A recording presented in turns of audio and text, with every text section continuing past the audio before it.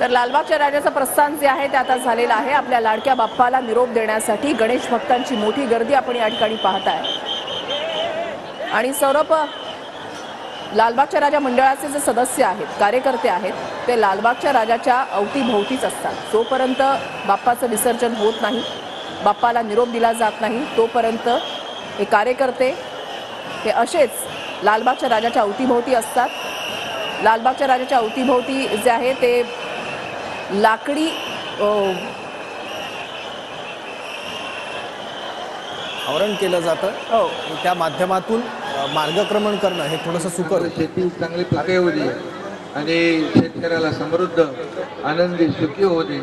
तशात माझ्या लाडक्या बहिणी देखील सुखी होऊ दे, लाडके भाऊ सुखी होऊ दे, लाडके सगळे मंडळाचे पदाधिकारी कार्यकर्ते आणि या ज्या ज्या योजना आम्ही सुरू केल्या त्या योजनांचा प्रतिबिंब पण या गणेशोत्सवामध्ये पाहायला मिळालं।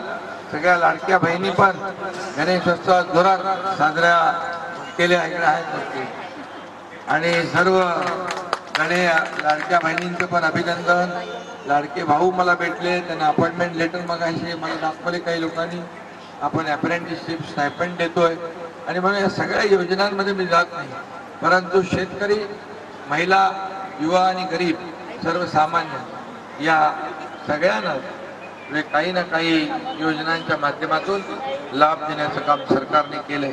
तुमचं शतक महोत्सवी वर्ष आहे, अनेक महासंघ होतात, परंतु अनेक मंडळ होतात, स्थापन होतात, परंतु 100 वर्ष टिकवणं हे अवघड काम असतं आणि म्हणून पृथ्वीराज भाऊ पवार आणि ऋषिकेश सरोज जयस्वाल यांचं मनापासून मी अभिनंदन करतो। प्रदीप जयस्वाल ऋषिकेच्या मागे ते उभा आहे पाठीमागे, आणि म्हणून सगळ्यांना आणि टीमला, तुमच्या या श्री गणेश महासंघ उत्सव समिती या सगळ्या टीमचं मनापासून अभिनंदन करतो, मनापासून शुभेच्छा देतो।